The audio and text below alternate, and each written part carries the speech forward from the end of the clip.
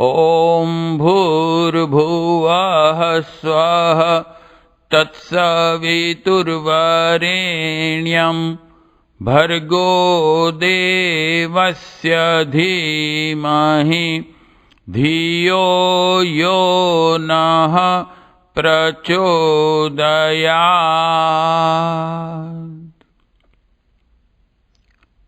परम पूज्य गुरुदेव वेद मूर्ति तपोनिष्ठ पंडित श्री श्री राम शर्मा आचार्य जी ने अपने जीवन काल में 4 वेद, 4 उपवेद, 108 उपनिषद, 1100 उपनिषद, 6 दर्शन, 18 पुराण, ऐसे बहुत सारे भारतीय संस्कृति के जो बहुत ही इम्पोर्टेंट ग्रंथ हैं, शास्त्र हैं, उन सब का ट्रांसलेशन विथ इंटरप्रिटेशन करके विश्व के समक्ष रख दिया। और इसके अलावा 3240 के आसपास पुस्तकें उन्होंने लिखी। कई विषयों पर उनकी कलम चली।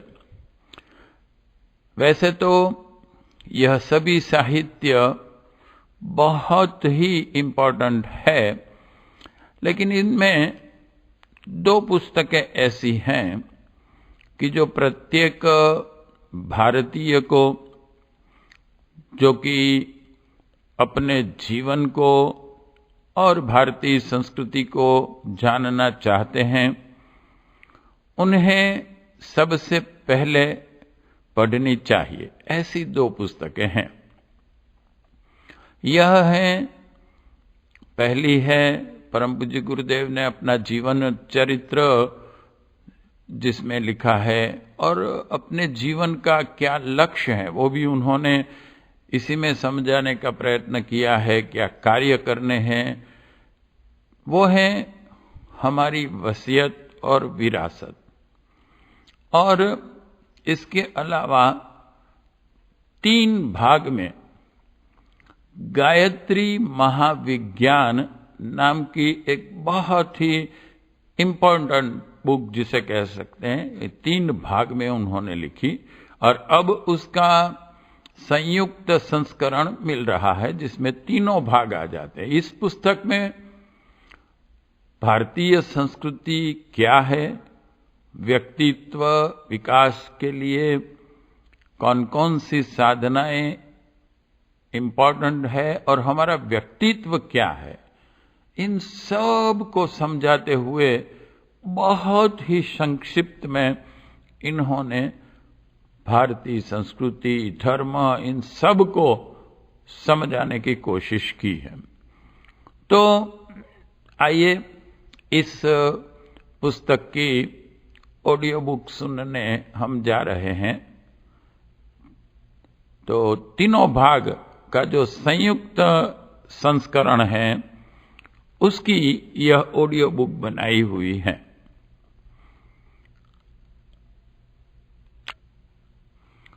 Audio book Gayatri Mahavigyan into bracket संयुक्त संस्करण, लेखक वेद मूर्ति तपोनिष्ठ पंडित श्री राम शर्मा आचार्य जी, प्रकाशक युग Nirman Yojana Vistar trust, Gayatri Tapobhumi Mathura. Phone 0565 2530-128 and 2530-399. Mobile 09927086287 and 09927086289. Fax 2530 200, पुनरावृत्ति सन 2020, मूल्य 225 रुपये, प्रकाशक युग निर्माण योजना विस्तार ट्रस्ट, गायत्री तपोभूमि, मथुरा 281003। लेखक वेदमूर्ति तपोनिष्ठ पंडित श्री राम शर्मा आचार्य जी। सर्वाधिकार प्रकाश का धीन। मुद्रक युग निर्माण योजना प्रेस, गायत्री तपोभूमि, मथुरा 281003। अगले पेज पर गायत्री माता का सुंदर चित्र है। एक मुखी गायत्री माता के पीछे गायत्री मंत्र दिखाई देता है और हंस और कमल पर विराजमान, एक हाथ में वेद और एक हाथ में कमंडलू।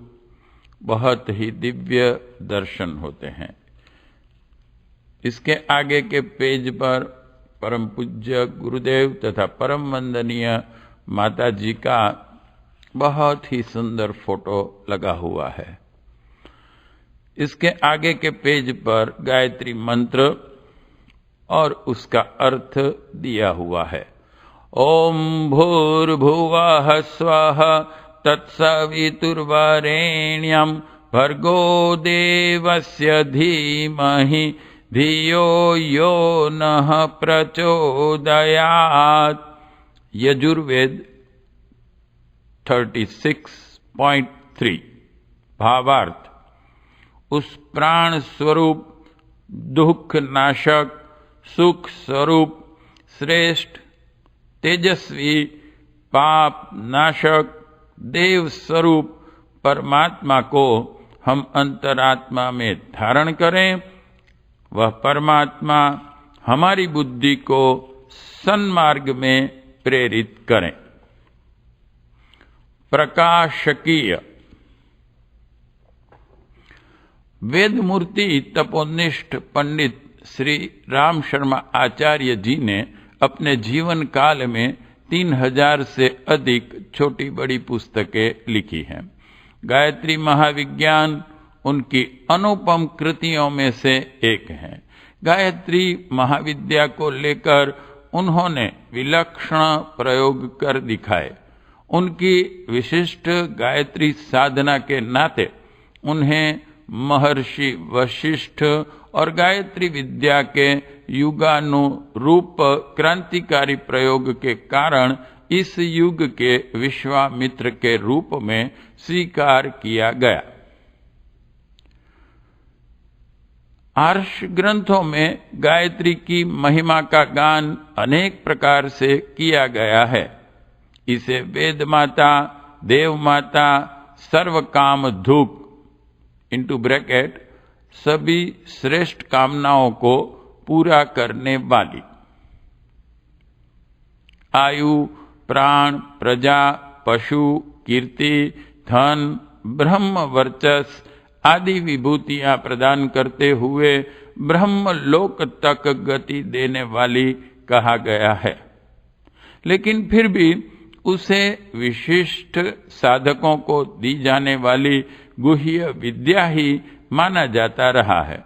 आचार्य श्री ने इस युग में मनुष्य मात्र को दुर्बुद्धि के चंगुल में जकड़ते पीसते देखा तो सद्बुद्धि, सद्भाव प्रदायिनी गुह्य गायत्री विद्या को जन सुलभ बनाने के लिए भागीरथी तप पुरुषार्थ किया।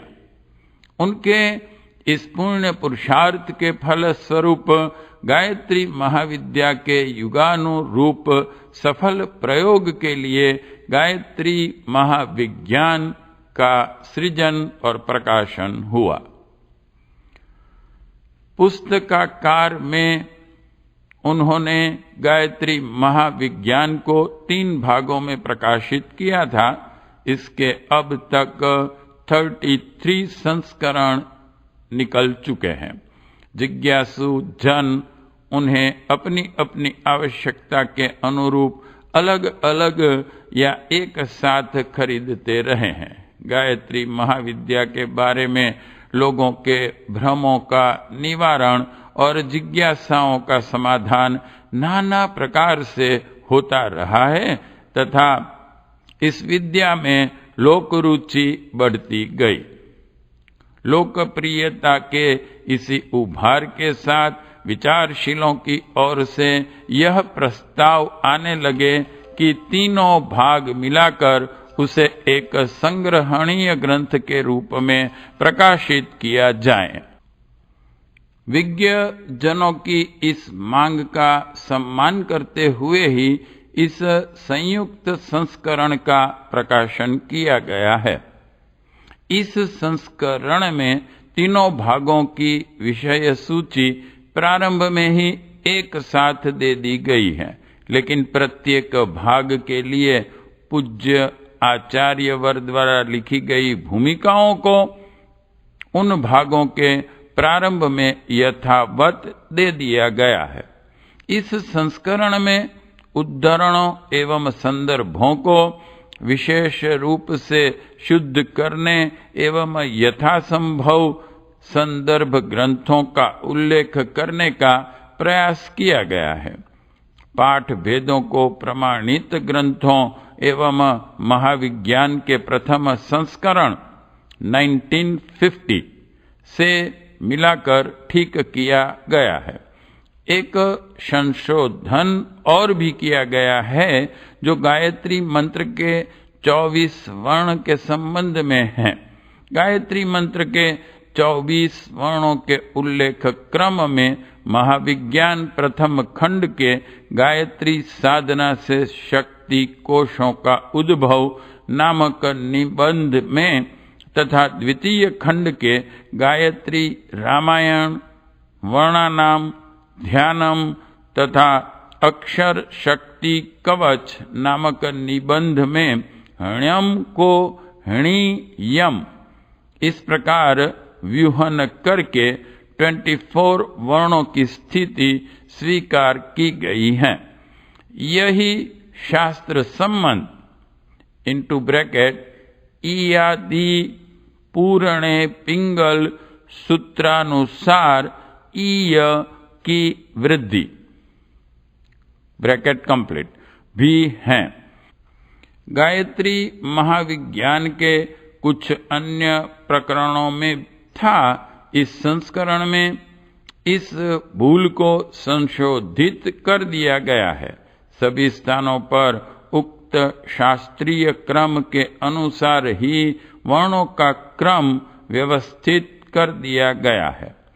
आशा की जाती है कि यह ग्रंथाकार संयुक्त संस्करण लोक रुचि के अनुरूप सिद्ध होगा। ब्रह्म वर्चस्व प्रकाशकीय समाप्त। विषय सूची। प्रथम भाग 1 वेद माता गायत्री की उत्पत्ति। 2 गायत्री सूक्ष्म शक्तियों का स्रोत है। 3 गायत्री साधना से शक्ति कोशों का उद्भव। 4 गायत्री ही कामधेनु है। 5 गायत्री और ब्रह्म की एकता। 6 गायत्री द्वारा सतोगुण वृद्धि के दिव्य लाभ। 7 महापुरुषों द्वारा गायत्री महिमा का गान। 8 गायत्री साधना से सतोगुणी सिद्धियां। 9 गायत्री साधना से श्री समृद्धि और सफलता। 10 गायत्री साधना से आपत्तियों का निवारण। 11 देवियों की गायत्री साधना। 12 जीवन का कायाकल्प। 13 स्त्रियों को गायत्री का अधिकार। 14 क्या स्त्रियों को वेद का अधिकार नहीं? 15 नारी पर प्रतिबंध और लांछन क्यों? 16 मालवीय जी द्वारा निर्णय। 17 स्त्रियां अनधिकारिणी नहीं है। 18 गायत्री का शाप विमोचन और उत्कीलन का रहस्य। 19 गायत्री की मूर्तिमान प्रतिमा यज्ञोपवीत। 20 गायत्री साधना का उद्देश्य। 21 निष्काम साधना का तत्वज्ञान। 22 इन साधनाओं में अनिष्ट का कोई भय नहीं। 23 साधकों के लिए कुछ आवश्यक नियम। 24 साधना एकाग्रता और स्थिर चित्त से होनी चाहिए। 25 गायत्री द्वारा संध्या बंदन। 26 गायत्री का सर्वश्रेष्ठ एवं सर्वसुलभ ध्यान। 27 पाप नाशक और शक्ति वर्धक तपश्चर्याएं। 28 गायत्री साधना से पाप मुक्ति। 29 आत्मशक्ति का अकूत भंडार। 30 सदैव शुभ गायत्री यज्ञ। 31 नव दुर्गाओं में गायत्री साधना। 32 महिलाओं के लिए विशेष साधनाएं। 33 एक वर्ष की उद्यापन साधना। 34 गायत्री साधना से अनेकों प्रयोजनों की सिद्धि। 35 गायत्री का अर्थ चिंतन। 36 माता से वार्तालाप करने की साधना। 37 साधकों के स्वप्न निरर्थक नहीं होते। 38 सफलता के लक्षण। 39 सिद्धियों का दुरुपयोग न होना चाहिए। 40 गायत्री द्वारा वाम मार्गी तांत्रिक साधनाएं। 41 गायत्री द्वारा कुंडलिनी जागरण। 42 षट चक्रों का वेधन। 43 यह दिव्य प्रसाद औरों को भी बांटिए।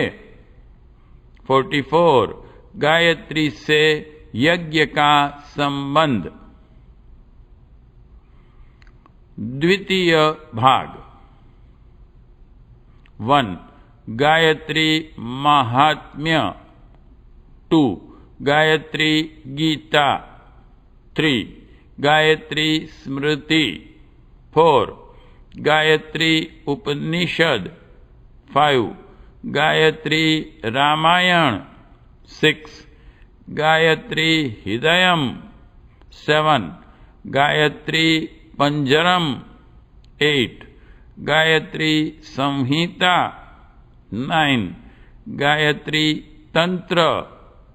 10 गायत्री अभिचार। 11 मारण प्रयोग। 24 गायत्री। 13 गायत्री पुरस्चरण। 14 नित्य कर्म। 15 संध्या। 16 गायत्री पूजन। 17 गायत्री ध्यान। 18 गायत्री कवच। 19 न्यास। 20 गायत्री स्तोत्र। 21 गायत्री शाप मोचन। 22 गायत्री हवन। 23 गायत्री तर्पण। 24 मार्जन। 25 गायत्री की 24 मुद्राएं। 26 विसर्जन। 27 अर्घ्य दान। 28 क्षमा प्रार्थना। 29 ब्राह्मण भोजन। 30 गायत्री लहरी। 31 गायत्री चालीसा। 32 आरती गान। 33 गायत्री सहस्त्र नाम का विज्ञान। 34 गायत्री सहस्त्र नाम। 35 गायत्री के ऋषि, छंद और देवता। 36 गायत्री अभियान की साधना। 37 गायत्री वंदना। तृतीय भाग। 1 गायत्री के 5 मुख। देवताओं के अधिक अंगों का रहस्य। 5 मुखों में 5 गुप्त कोशों का संकेत। 2 अनंत आनंद की साधना। वरुण और भृगु का संवाद। 5 कोशों के ज्ञान से ब्रह्म विभूति की प्राप्ति। 3 गायत्री मंजरी। योग साधना की 46 श्लोकों वाली पुस्तक, जिसकी व्याख्या के रूप में गायत्री महाविज्ञान तृतीय भाग। 4 अन्नमय कोश और उसकी साधना। उपवास, आसन, सूर्य नमस्कार की विधि, पंच तत्वों की विशेष साधना, तपश्चर्या। 5 प्राणमय कोश की साधना। प्राणायाम, प्राणाकर्षण की सुगम क्रियाएं, 3 बंध, 7 मुद्राएं, 9 प्राणायाम। 6 मनोमय कोश की साधना। ध्यान, त्राटक, जप साधना, तन्मात्रा साधना। 7 विज्ञानमय कोश की साधना। सोहम साधना, आत्मानुभूति योग, आत्मचिंतन की साधना, स्वर योग। 8 आनंदमय कोश की साधना। नाद साधना, बिंदु साधना, कला साधना, पृथ्वी, जल, अग्नि, वायु और आकाश, तुर्यावस्था का परमानंद। 9 पंचकोशी साधना का ज्ञातव्य। साधना का अंधानुकरण हानिकारक है। साधना की उपयोगिता और आवश्यकता पर प्रकाश। 10 पंचमुखी साधना का उद्देश्य। आत्मकल्याण के 5 महान लाभ, 10 भुजाओं से 10 दोषों का निवारण। 11 गायत्री साधना निष्फल नहीं जाती। गायत्री साधना का प्रभाव तत्काल, बाधाओं का निवारण, उन्नति के अनेक मार्गों का खुलना। 12 गायत्री का तंत्रोक्त वाम मार्ग, खतरों से भरा मार्ग, तंत्र विज्ञान गोपनीय। 13 गायत्री की गुरु दीक्षा, मनोभूमि का परिष्कार, गायत्री द्वारा द्विजत्व, मंत्र दीक्षा, अग्नि दीक्षा, ब्रह्म दीक्षा, परावाणी द्वारा अंतरंग प्रेरणा, गुरु की महान जिम्मेदारी। विषय सूची समाप्त। गायत्री महाविज्ञान प्रथम भाग भूमिका। गायत्री वह दैवी शक्ति है जिससे संबंध स्थापित करके मनुष्य अपने जीवन विकास के मार्ग में बड़ी सहायता प्राप्त कर सकता है। परमात्मा की अनेक शक्तियां हैं जिनके कार्य और गुण पृथक पृथक हैं। उन शक्तियों में गायत्री का स्थान बहुत ही महत्वपूर्ण है। यह मनुष्य को सद्बुद्धि की प्रेरणा देती है। गायत्री से आत्म संबंध करने वाले मनुष्य में निरंतर एक ऐसी सूक्ष्म एवं चैतन्य विद्युत धारा संचरण करने लगती है जो प्रधानतः मन, बुद्धि, चित्त और अंतःकरण पर अपना प्रभाव डालती है। बौद्धिक क्षेत्र के अनेकों कुविचारों, असत्य संकल्पों, पतनोन्मुख दुर्गुणों का अंधकार गायत्री रूपी दिव्य प्रकाश के उदय होने से हटने लगता है। यह प्रकाश जैसे जैसे तीव्र होने लगता है वैसे वैसे अंधकार का अंत उसी क्रम से होता जाता है। मनोभूमि को सुव्यवस्थित, स्वस्थ, सतोगुणी एवं संतुलित बनाने में गायत्री का चमत्कारी लाभ असंदिग्ध है। और यह भी स्पष्ट ही है कि जिसकी मनोभूमि जितने अंशों में सुविकसित है वह उसी अनुपात में सुखी रहेगा, क्योंकि विचारों के कार्य होते हैं और कार्यों के परिणाम सुख दुख के रूप में सामने आते हैं। जिसके विचार उत्तम हैं वह उत्तम कार्य करेगा। जिसके कार्य उत्तम होंगे उसके चरणों तले सुख शांति लौटती रहेगी। गायत्री उपासना द्वारा साधकों को बड़े बड़े लाभ प्राप्त होते हैं। हमारे परामर्श एवं पथ प्रदर्शन में अब तक अनेकों व्यक्तियों ने गायत्री उपासना की है।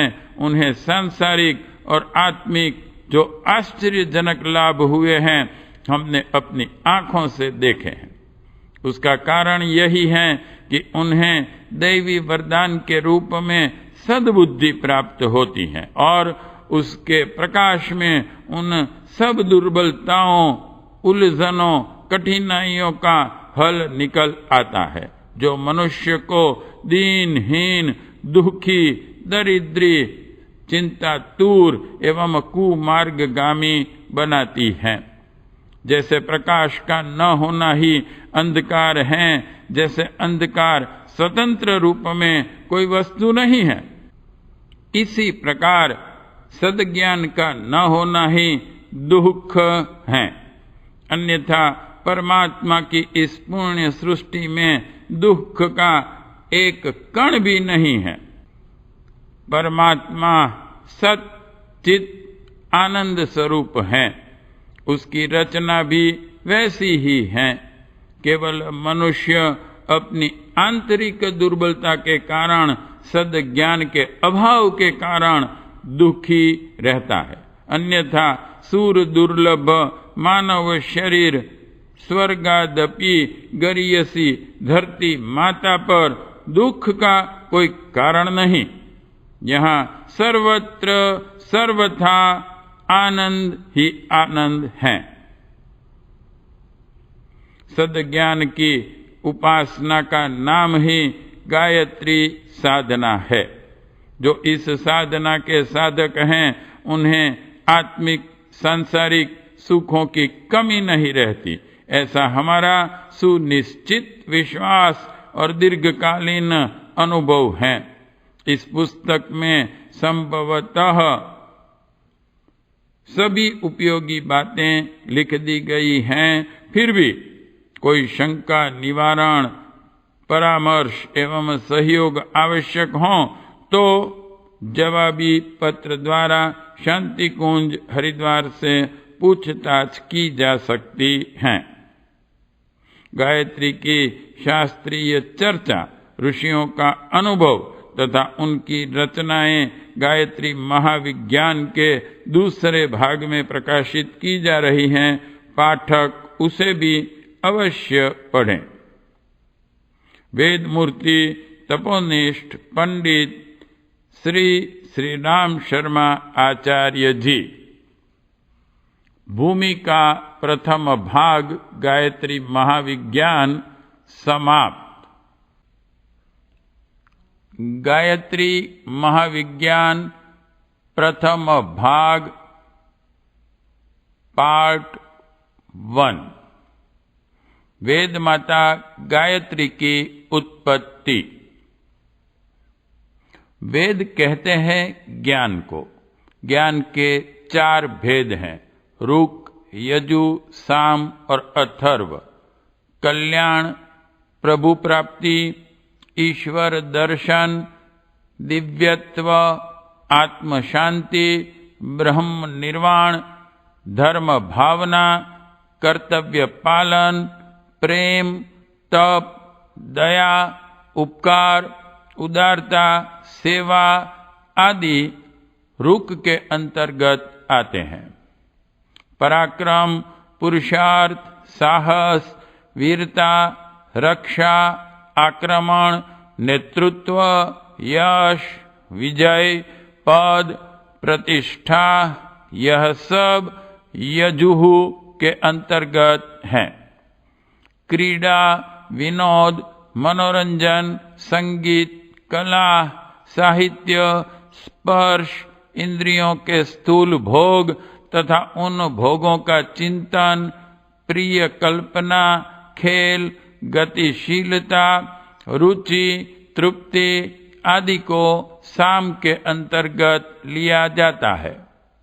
धन, वैभव, वस्तुओं का संग्रह, शास्त्र, औषधि, अन्न, वस्तु, धातु, गृह, वाहन आदि सुख साधनों की सामग्रियां अथर्व की परिधि में आती है।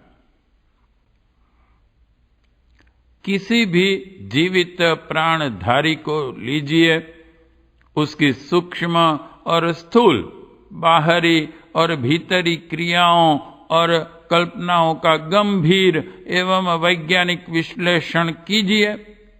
प्रतीत होगा कि इन्हीं 4 क्षेत्रों के अंतर्गत उसकी समस्त चेतना परिभ्रमण कर रही है। 1. ऋक्, कल्याण। 2.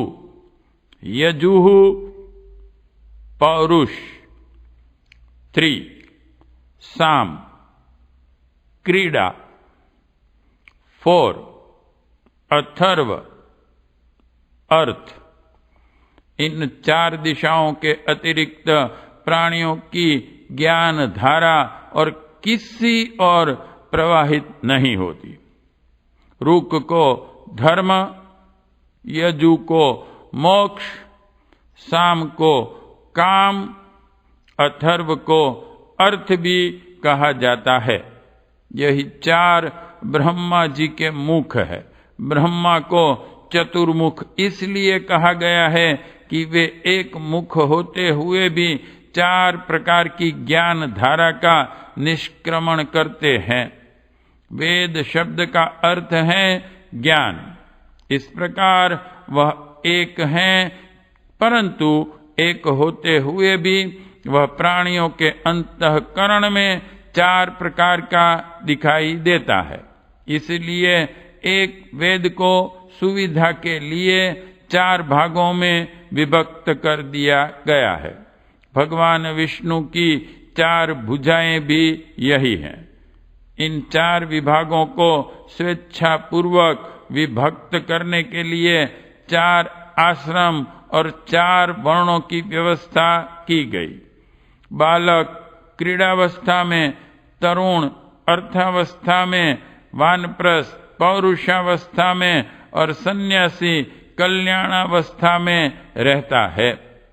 ब्राह्मण ऋक् हैं, क्षत्रिय यजु हैं, वैश्य अथर्व हैं, साम क्षुद्र है। इस प्रकार यह चतुर्विध विभागीकरण हुआ।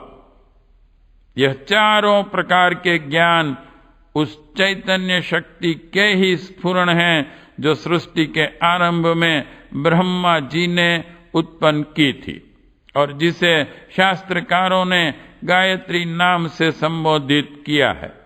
इस प्रकार चारों वेदों की माता गायत्री हुई, इसी से उसे वेद माता भी कहा जाता है। इस प्रकार जल तत्व को बर्फ, भाप, बादल, ओस, कुहरा आदि, वायु, हाइड्रोजन, ऑक्सीजन तथा पतले पानी के 4 रूपों में देखा जाता है। जिस प्रकार अग्नि तत्व को ज्वलन, गर्मी, प्रकाश तथा गति के रूप में देखा जाता है, उसी प्रकार एक ज्ञान गायत्री के 4 वेदों के 4 रूपों में दर्शन होते हैं। गायत्री माता है तो 4 वेद इसके पुत्र हैं। यह तो हुआ सूक्ष्म गायत्री का, सूक्ष्म वेद माता का स्वरूप। अब उसके स्थूल रूप पर विचार करेंगे। ब्रह्मा ने 4 वेदों की रचना से पूर्व 24 अक्षर वाले गायत्री मंत्र की रचना की। इस एक मंत्र के एक एक अक्षर में सूक्ष्म तत्व समाहित हैं, जिनके पल्लवित होने पर 4 वेदों की शाखा प्रशाखाएं उद्भूत हो गई। एक वट बीज के गर्भ में महान वट वृक्ष छिपा होता है। जब वह अंकुर रूप में उगता है, वृक्ष के रूप में बड़ा होता है, तो उसमें असंख्य शाखाएं, टहनियां, पत्ते, फूल, फल लद जाते हैं। इन सब का इतना बड़ा विस्तार होता है जो उस मूल वट बीज की अपेक्षा करोड़ों अरबों गुना बड़ा होता है। गायत्री के 24 अक्षर भी ऐसे ही बीज हैं जो प्रस्फुटित होकर वेदों के महान विस्तार के रूप में अवस्थित होते हैं। व्याकरण शास्त्र का उद्गम शंकर जी के वे 14 सूत्र हैं जो उनके डमरू से निकले थे। एक बार महादेव जी ने आनंद मग्न होकर अपना प्रिय वाद्य डमरू बजाया। उस डमरू में से 14 ध्वनियां निकली। इन आई ऊण रुल रुख ए औच हयवरट लण आदि 14 सूत्रों को लेकर पाणिनि ने महाव्याकरण शास्त्र रच डाला। उस रचना के पश्चात उसकी व्याख्याएं होते होते आज इतना बड़ा व्याकरण शास्त्र प्रस्तुत है, जिसका एक भारी संग्रहालय बन सकता है। गायत्री मंत्र के 24 अक्षरों से इसी प्रकार वैदिक साहित्य के अंग प्रत्यंगों का प्रादुर्भाव हुआ है। गायत्री सूत्र हैं तो वैदिक ऋचाएं उनकी विस्तृत व्याख्या है। ब्रह्म की स्फुरणा से गायत्री का प्रादुर्भाव। अनादि परमात्म तत्व ब्रह्म से यह सब कुछ उत्पन्न हुआ। सृष्टि उत्पन्न करने का विचार उठते ही ब्रह्म में एक स्फुरणा उत्पन्न हुई, जिसका नाम है शक्ति। शक्ति के द्वारा 2 प्रकार की सृष्टि उत्पन्न हुई, एक जड़, दूसरी चैतन्य। जड़ सृष्टि का संचालन करने वाली शक्ति प्रकृति और चैतन्य सृष्टि का संचालन करने वाली शक्ति का नाम सावित्री है। पुराणों में वर्णन मिलता है कि सृष्टि के आदि काल में भगवान की नाभि में से कमल उत्पन्न हुआ। कमल के पुष्प में से ब्रह्मा हुए, ब्रह्मा से सावित्री हुई, सावित्री और ब्रह्मा के संयोग से चारों वेद उत्पन्न हुए। वेद से समस्त प्रकार के ज्ञानों का उद्भव हुआ। तदनंतर ब्रह्मा जी ने पंच भौतिक सृष्टि की रचना की। इस अलंकारिक गाथा का रहस्य यह है, निर्लिप, निर्विकार, निर्विकल्प परमात्म तत्व की नाभि में से, केंद्र भूमि में से, अंतःकरण में से कमल उत्पन्न हुआ और वह पुष्प की तरह खिल गया। श्रुति ने कहा कि सृष्टि के आरंभ में परमात्मा की इच्छा हुई कि एको हम बहुश्याम, मैं एक से बहुत हो जाऊं।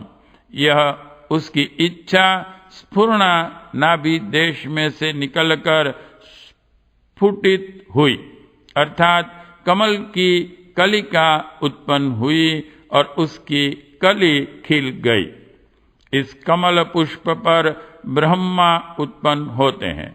यह ब्रह्मा सृष्टि निर्माण की त्रिदेव शक्ति का प्रथम अंश है।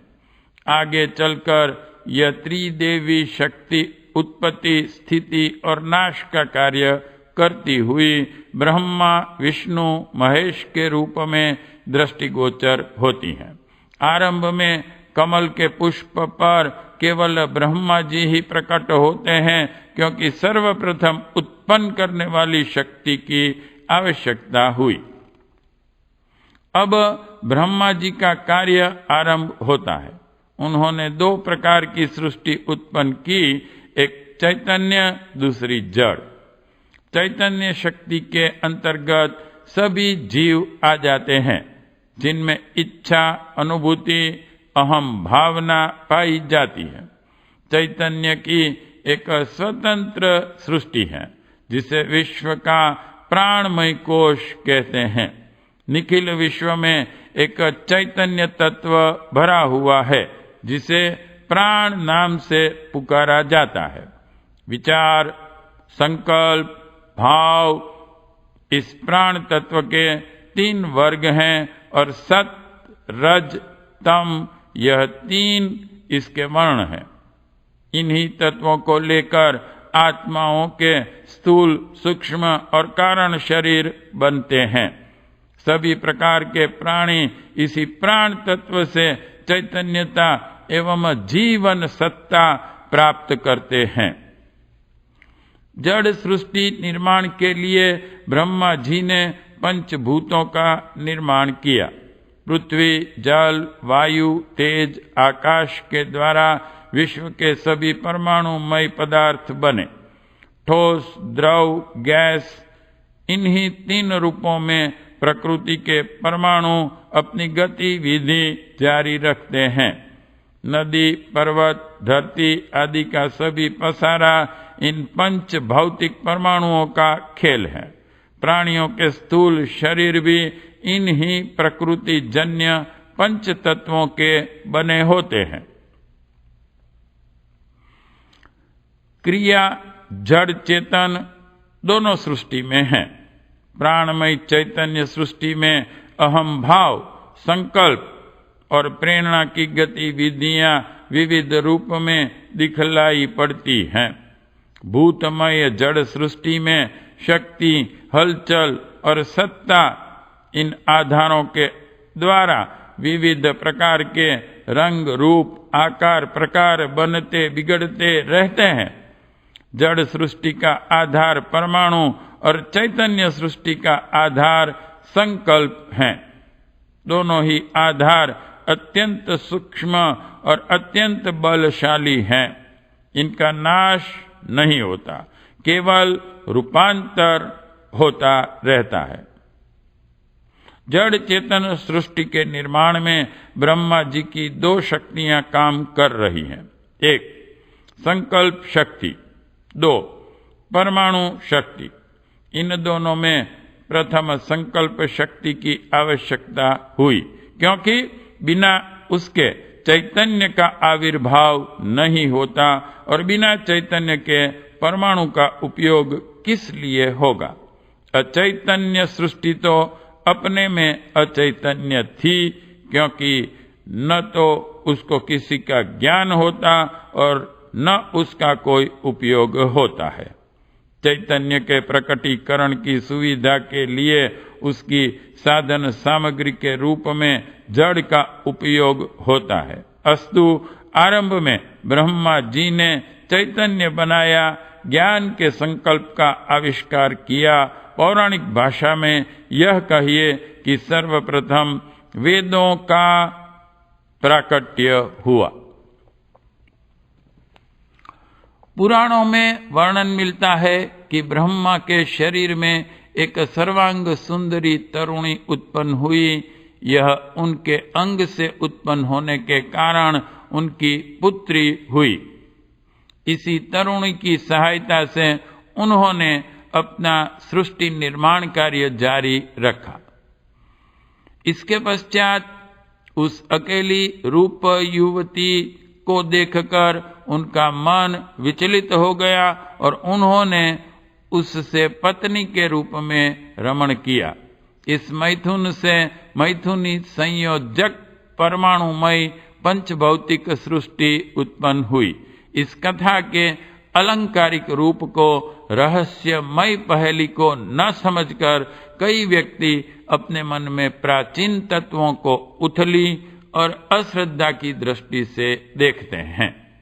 वे भूल जाते हैं कि ब्रह्मा कोई मनुष्य नहीं है और न ही उनसे उत्पन्न हुई शक्ति पुत्री या स्त्री है, और न पुरुष स्त्री की तरह उनके बीच में समागम होता है।